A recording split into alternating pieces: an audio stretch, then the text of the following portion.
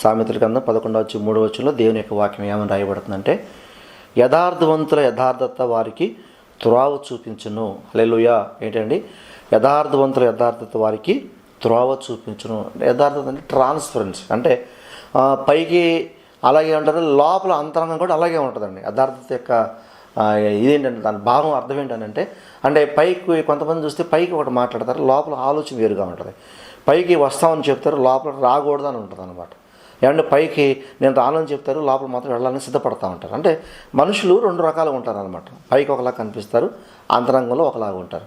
కానీ దేవుని యొక్క వాక్యం సెలవిస్తుంది, యథార్థత అనేది మరి దేవుడిని ఆశ్రయించిన మనకి, దేవుడిని నమ్ముకున్న మనకి చాలా అవసరం. మనకనే కాదు, ప్రతి మనిషికి కూడా యథార్థత అంటే పైన లోపల, మరి బయట లోపల అన్నిసార్లు ఒకేలాగా ఉండటం అనేది అది ప్రాక్టీస్ చేయాలి. ప్రాక్టీస్ చేస్తే అలా మంచిది, దానివల్ల చాలా ప్రయోజనం పిల్లలు. అదేమవుతుందంటే ఆ ట్రాన్స్పరెన్సీ అంటే ఆ యథార్థత అనంట వారికి త్రోవ చూపిస్తుందని చెప్పేసి అని వాక్యం రాయబడుతుంది. వాక్యం నిజమే కదా, అసత్యం కాదు కదా, అబద్ధమైన మాట కాదు కదా. కాబట్టి ఖచ్చితంగా మనల్ని ఎవరు నడిపించాలని కాదు, మనకెవరు గైడ్ చేయాలని కాదు, మనల్ని ఎవరో తీసుకెళ్ళాలని కాదు, మనకెవరు మార్గం చూపించాలని కాదు. కానీ దేవుని యొక్క వాక్యం చెప్తుంది, యథార్థవంతుల యథార్థత వారికి త్రోవ చూపించును.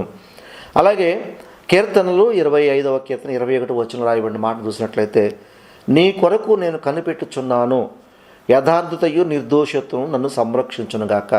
కీర్తన అక్కడ రాస్తా ఉన్నాడు, దావీదు మహాభక్తుడు చెప్తా ఉన్నాడు, నీ కొరకు నేను కనిపెట్టుచున్నాను, యథార్థతయు నిర్దోషత్వం నన్ను సంరక్షించునుగాక అని. నిజంగా యథార్థత అండి మనిషిని కాపాడుతుందండి.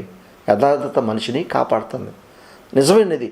ఎటువంటి పరిస్థితులు అయినా సరే నిజం చెప్పేవాడిని ఎవరు కూడా ఇబ్బంది పెట్టరు, ఎవరు కూడా మోసం చేయరు, ఎవరు కూడా మరి బాధ కలిగించరు. ఎందుకంటే వాళ్ళు చెప్పేది నిజం కాబట్టి. నిజం చెప్పే వాళ్ళ మీద ఎదుటి వారికి దయ, కనికరము, జాలి, కరుణ కలుగుతూ ఉంటాయండి. ఖచ్చితంగా ఇది మాట నిజం. కాబట్టి కీర్తనగాడు అంటూ ఉన్నాడు, నీ కొరకు నేను కనిపెట్టుచున్నాను, యథార్థతయు నిర్దోషత్వం నన్ను సంరక్షించునుగాక. మరొక మాటను చూసినట్లయితే సామెతల గ్రంథము 11వ అధ్యాయము 5వ వచనం నుంచి సామెతల గ్రంథం చూసినట్లయితే, యథార్థవంతుల నీతి వారి మార్గంలో సరళము చేయును. హల్లెలూయా.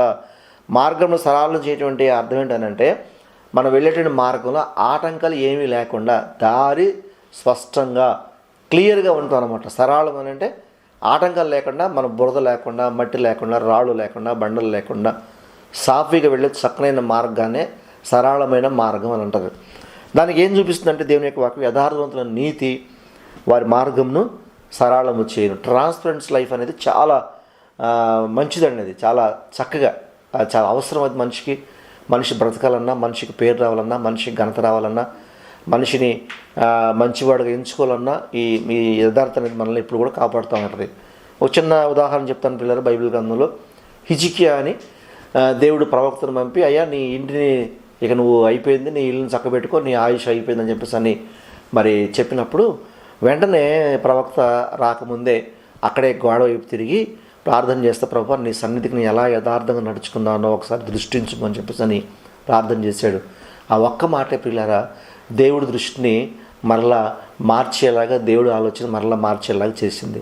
నిజంగా దేవుడు నిర్ణయించినటువంటి ఆయన జీవిత చివరి అంశాన్ని వెంటనే హిజ్కియా ప్రార్థన ద్వారా దేవుడు మరలా తన మనసు మార్చుకొని మళ్ళా ప్రవక్తను పంపి ఆ యథార్థతను బట్టి, ఆ చెప్పిన మాటను బట్టి ఇంకా 15 సంవత్సరాలు ఆయుష్ని హెచ్చింపజేసినట్లుగా మరి బైబిల్ గ్రంథంలో మనం చూస్తూ ఉంటాం. నిజంగా ఆయన యథార్థంగా ఉన్నాడు. అదే ప్రార్థన చేసి, నీ యథార్థంగా ప్రభువా నీ సన్నిధిని ఎలా నడిచానో ఒకసారి జ్ఞాపకం చేసుకో ప్రభువా అంటే, ఆ ఒక్క మాట వల్లే, ఆ ఒక్క ప్రార్థన వల్లే, హిజ్కియా యొక్క యథార్థత వల్ల 15 సంవత్సరాలు ఆయుష్ దేవుడు హెచ్చింపజేశాడు.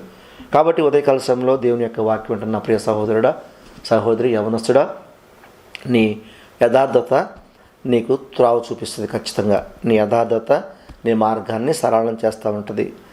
చాలామంది అంటూ ఉంటారు, యథార్థంగా ఉన్న మాకేమీ రాలేదు, మేము మంచిగా ఉన్నా సరే మాకంటే దుర్మార్గంగా ప్రవర్తించే వాళ్ళు చాలా దీవించబడుతూ ఉన్నారు, మాకంటే అధికమైన పాపాలు చేసే వాళ్ళు ఆశ్రయించబడుతూ ఉన్నారు అని బాధపడుతూ ఉంటారు. లేదండి, భక్తిహీనుడు వాడిపోతాడు, భక్తిహీనుడు పడిపోతాడు, నీతిమంతుడు స్థిరంగా నిలుస్తాడు. కాబట్టి యథార్థతను పోగొట్టుకోవద్దు.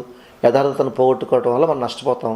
యథార్థతను కాపాడుకోవటం వల్ల మనం దీవించబడతాం, మనం దేవుని దృష్టికి ఇష్టంగా ఉంటాం. కాబట్టి ఉదయకాల సమయం మాట్లాడిన దేవుడు నిన్ను బహుగా దీవించునుగాక, బహు ఆశ్రయించునుగాక, యథార్థత కలిగేటువంటి వ్యక్తిగా నేను చేయనుగాక, నీ యథార్థత నీకు త్రోవ చూపించునుగాక. ప్రార్థన చేసుకుందాం. ప్రార్థన చేసుకునే ముందు ఒక ముఖ్యమైన విషయాన్ని నేను ప్రతిరోజు చెప్తా ఉన్నాను పిల్లరా. ఏప్రిల్ 1, 2, 3 తారీఖులో జరిగిన మీటింగ్స్ని మీరు జ్ఞాపకం చేసుకోండి. మరి పట్టుదలగా ప్రార్థన చేయండి, కన్నీరు గచ్చి ప్రార్థన చేయండి. దేవుడు ప్రతి అవసరతను తీర్చినట్లుగా మరి ఎంతోమంది ప్రాంతాలు ఎన్నో దూర ప్రాంతాలను వస్తూ ఉండగా వారు ఎవరికి ఎటువంటి అసౌకర్యం కలగకుండా ప్రతి అవసరతను దేవుడు తీర్చి తృప్తిగా ఇక్కడి నుంచి వెళ్ళేటువంటి వారు ఎంతో దీవించబడి వెళ్ళాలి అనేటువంటి ఆలోచనతో నేను ప్రార్థన చేస్తే మీకు మనవి చేస్తున్నాను. తప్పకుండా మీరు ప్రార్థనలో జ్ఞాపకం చేసుకుంటారు ఈ విషయాన్ని నమ్ముచున్నాను. కాబట్టి కళ్ళు మూసుకుంటే ప్రార్థన చేసుకుందాం పిల్లల. దేవునికి మహిమ కలుగుగాక. ప్రభువా నీ స్తోత్రాలు. నీ వాక్యం సెలవిస్తుంది ఉదయకాల సమయంలో యథార్థవంతుల యథార్థత వారికి త్రావు చూపించు అని వాక్యం సెలవిస్తుంది.